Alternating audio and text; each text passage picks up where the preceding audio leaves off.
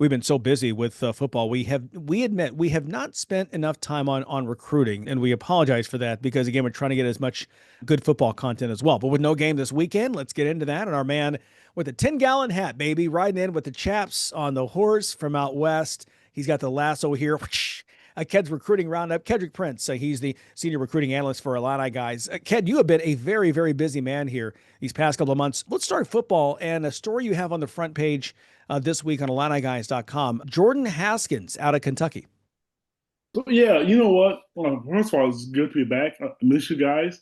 But we're going to start with Jordan Haskins, like you mentioned. And I want to give credit to our colleague, Mike Cagley. Mike Cagley and I, we've had a lot of conversations about the Illinois football program and the speed. We see the talent, they're getting that they're competing with Michigan, Ohio State, Texas, but some of the speed's just not there. So this kid right now, Jordan Haskins, is a kid that I think the staff, from what I was told, is starting to move in that direction. Jordan Haskins is a 2027 kid. He's a 5'11 cornerback, really, really intelligent, bright kid. I mean, the interview was just, I don't know if this is a good new term for teenagers. It was crispy, meaning the fact that this kid was just so intelligent. I mean, he was smart, he was articulate, and he's got some really good offers for 2027, Missouri, Kentucky. Indiana's there. It's kind of surprising because back in the day, Indiana was one of those filler schools. Well, we can't say that anymore. But this kid is just outstanding in coverage, and he's electric. He loved his visit when he was at Illinois during the Ohio State game. So, when I mentioned speed at the beginning of this is one of those players that, like, when you see Ohio State, that's the kind of speed that I think Illinois is trying to get to. And I think the coaches kind of can sense that. Yeah, I think speed is a key. That's one of those things you notice. The first thing you notice when you look at the team, and this is a guy who brings that, and that's what you love to see. And what I love about Brett Bielema is they aren't resting on their laurels that they're doing well. They want to get to the next level. They want to they're a lot of times in Illinois football, it's like, oh, we're here, we're a bowl team. They're thinking, hey, we want to be a consistent team that can compete and be in that top 15, top 20 every year. Yeah, and the speed's a big deal. And when you get the guys with speed and quickness both, that's when you start making a difference on the field, out there. And of course, there's other guys that were interested in Ked, and you had kind of talked about Jake McNamara from Brother Rice. Tell us a little bit about him. Oh my goodness, you talk about tight ends. I mean, this kid is a 2028. And this kid is considered one of the top 4 or 5 tight ends in the country in the class of 2028. This kid has already been in Notre Dame, Indiana, Purdue, Georgia. And what I'm finding really interesting, which the three of you know, Illinois is really starting to go after the top tight ends. And it's not been a part of their arsenal in the offense, but the last couple of weeks, I've seen them throw the ball to the tight end a lot more. And mop-up time, if you will, against Ohio State, Luke Russ threw the ball to him a little bit more. So I think they're trying to show some of these top tight ends in the country that we're going to throw the ball, because that's a weapon that you can really use. And to have that kind of talent, and it's right in your backyard, but that doesn't mean anything. But getting him on campus as a 2028, you want to plant that seed earlier. And I think that is huge. Big kid, tall kid. He was, down in Champaign, when Illinois played Ohio State as well. But I like the fact, like Brad mentioned, that they're going after some of the kids, the heavy hitters. And, he's a tight end. I mentioned 235 pounds. And I'm going to tell you, the kid has good footwork, good hands, good lateral movement. He's not a slow, typical tight end. And I love the fact that they're going after guys that they can throw the ball to at that position. Yeah, I mean, you looked at the class in 26 when they were after J.C. Anderson, Max Suter, those guys. I mean, these are the kind of players that you want to get. And I always go back to you're going to miss on some guys, but I like that they're looking for guys who can make an impact. I think it's funny that, I look back at Bill Self. He always said this. He said, if you aren't missing on guys, then you're not recruiting the right guys, because that's the reality. You have great competition for all these elite recruits. This is just another example. Yeah, and Brad said a lot of stuff like that in college, except it was about girls, but that's a different story. Wow. Ked, the other person that we're hearing some stuff about is Caleb Tucker from Mount Carmel High School. Any thoughts on him? Kid's not the smallest guy in the world, but I'm going to tell you, talking to that kid last week, he made me look small. This kid is 6'5", 350, 355, a huge specimen. And I'm telling you, just everybody who's somebody wanted to have a chance to talk to this kid. He's another 2028 kid. He's a sophomore with over 25 offers already as a sophomore. And his Wow. offers, Notre Dame, Michigan, Nebraska, Oregon, UCLA, top programs in the country. And Illinois had him on a visit. And you know what's really cool is when you get a sense for some of these kids, when they're on visits, they'll talk about the school that they're visiting the most. But you can kind of tell because they'll elaborate a little bit more about Illinois, for example, because that's the school that I cover. He was all in for Illinois, and one of the reasons was because it's his home state. He talked about his parents being able to come down to see him play. The environment was great. And then he brought up the fact that Coach Bielema has turned the program around himself. I didn't have to ask that question. So that's a good kid. Like Brad Sturdy mentioned, getting those kids on campus, having them there, and with those kind of offers. And if you can land some of those kids, just 2 or 3 of those kids, that changes the whole dynamic. And again, I mean, for those out there, if you're YouTube and all those kind of things, I'm gonna tell you, look at this kid at 6'5", like I mentioned, 350, 355. This defensive lineman kid, he can move.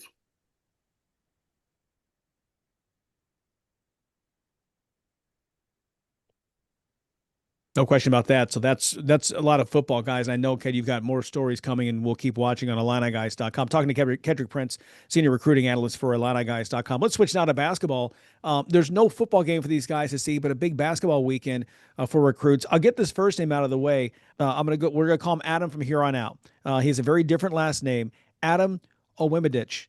How about that? First time through, and then Josiah Jervis as well. Couple of kids for 2026. Talk about these kids and hear from Ked, both you and Brad on this.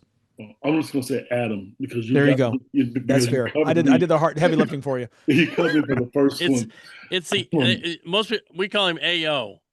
Yeah, I like that. There you go. There you go. AO 2.0. I tell you what, Illinois has well over 25 offers in the class 2026, but they've targeted a couple kids. I mean, they really have. Adam obviously is one of those kids, and you mentioned Jervis as well. Those are 2 outstanding 4-star kids they're Illinois basketball players. I guess if we really think about it, we've always talked about Coach Underwood, what kind of players that fit his system. Again, everybody has to be able to score the basketball with him.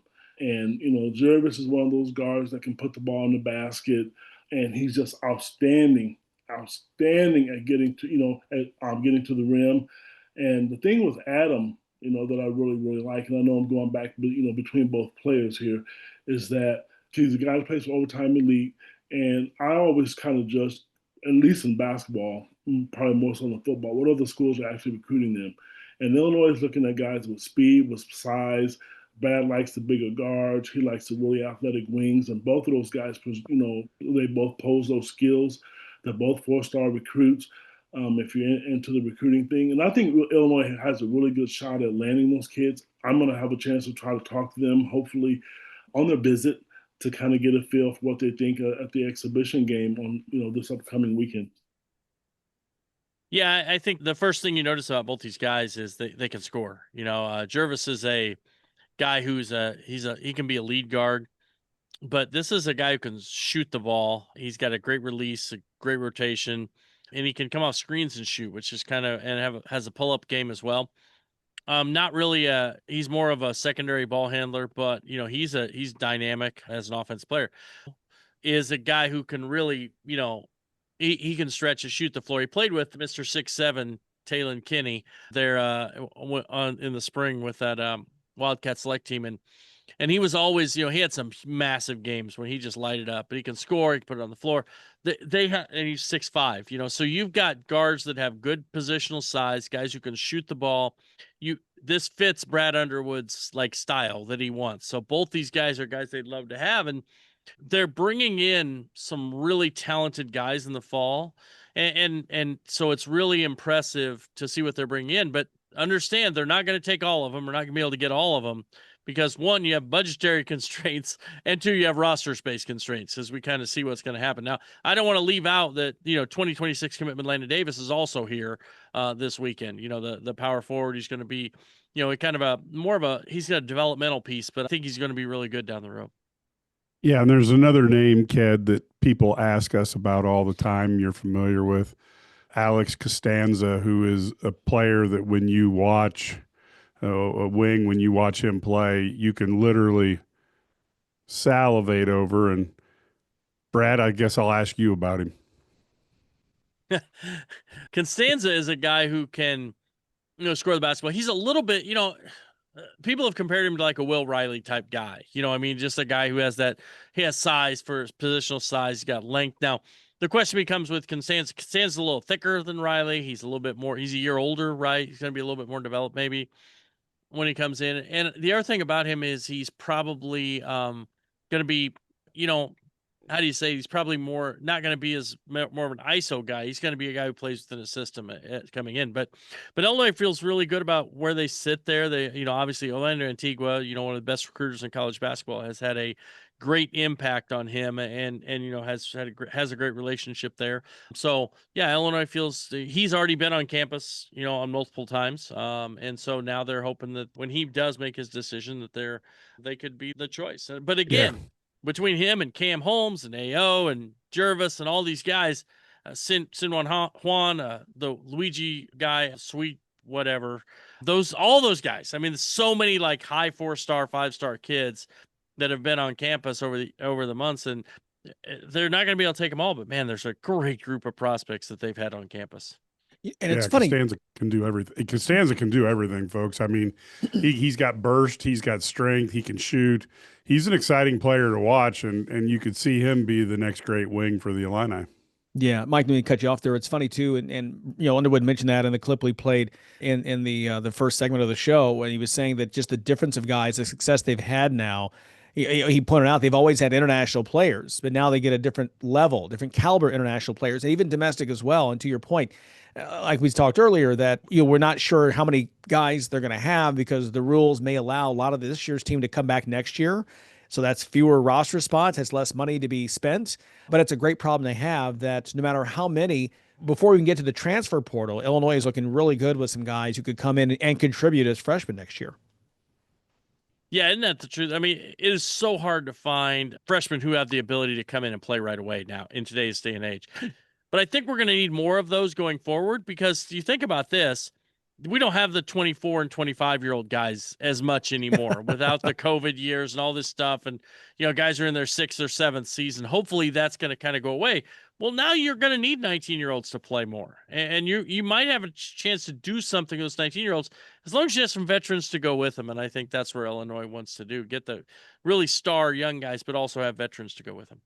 Yeah, balancing the roster is what Underwood's been good at. And when he gets it to where he wants it, I think this team will be pretty dynamic. Yeah, nice to see him, as we talked before, ranked preseason in the number 17 in the country. Like I said earlier, the preseason ranking, it's more a respect thing for your program and your coach and what they have done. So no question there. Some great recruits coming in. Lucas Murillo is another one. We'll be talking with Ked Prince. Sir, thank you very much for being with us here. The 10-gallon hat and the chaps looking good on you, as always, as you get on that horse and ride back west to the Quad Cities out of the state-of-the-art IlliniGuys studio right here. Okay. There you go. All right. And he's the strong, silent guy as he leaves. He is. So he said his piece, and now he's done. So we're not. He's off. We're going to talk James Franklin job hunting while he's getting paid, and we'll make our picks as well. Coming up next on the Sports Spectacular.